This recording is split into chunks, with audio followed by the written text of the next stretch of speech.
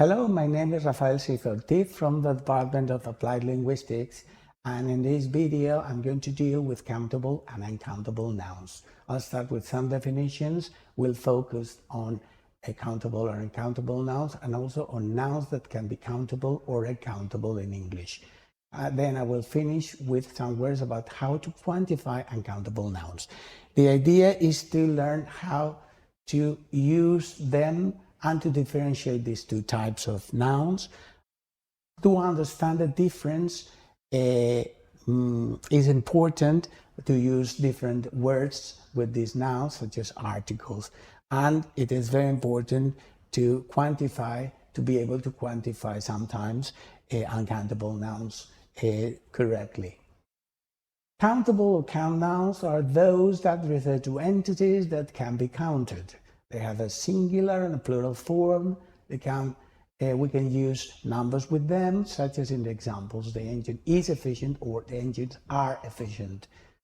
Regarding uncountable or mass nouns, they have only one form. The verb is always in the singular form, and we cannot use numbers with them. For example, the equipment is a big improvement. Regarding countable nouns, we can make a difference between singular countable nouns and plural countable nouns.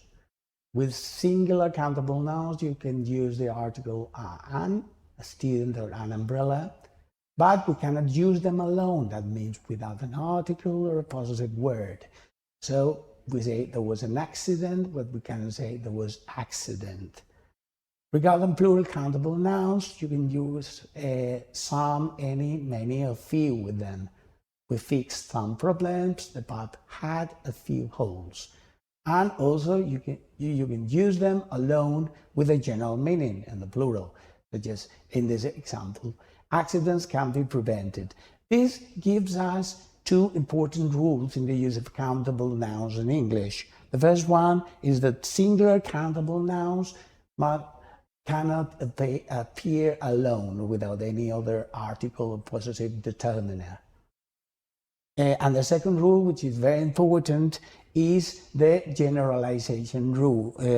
That means that we use, in order to imply a general meaning, very often we use a plural countable noun.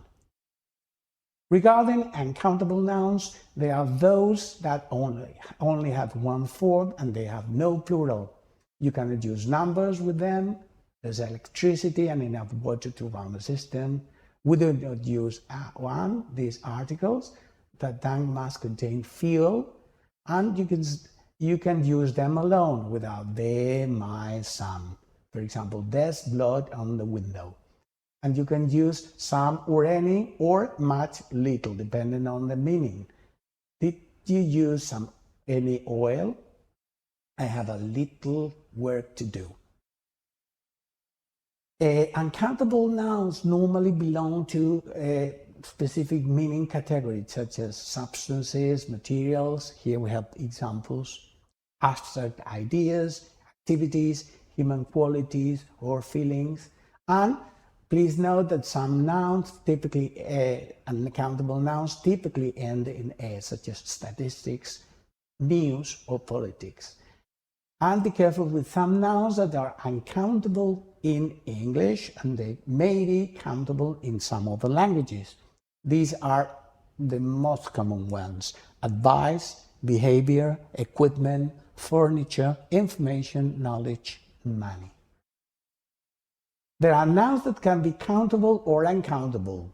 Some of them can be countable or uncountable with the same meaning. With the countable form, they have a specific meaning. With the uncountable form, they have a general meaning.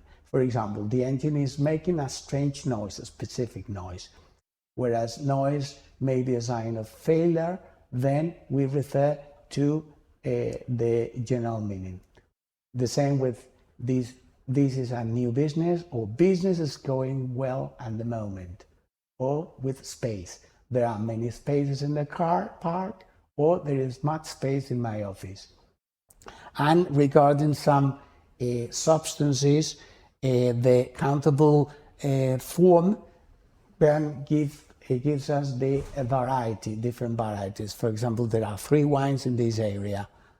Or wine is popular in this area. In this case, we refer to the substance in general, with a general meaning. And there are some other nouns that can be countable or uncountable, but with a different meaning. Here we have some typical examples. A coffee is a cup of coffee, and coffee is a substance. A glass for drinking, for example, as opposed to glass, the material. The same with paper. A paper at a conference or in a journal, whereas we use the uncountable form for refer to the material. Or a work, for example, book, painting, or work as an activity.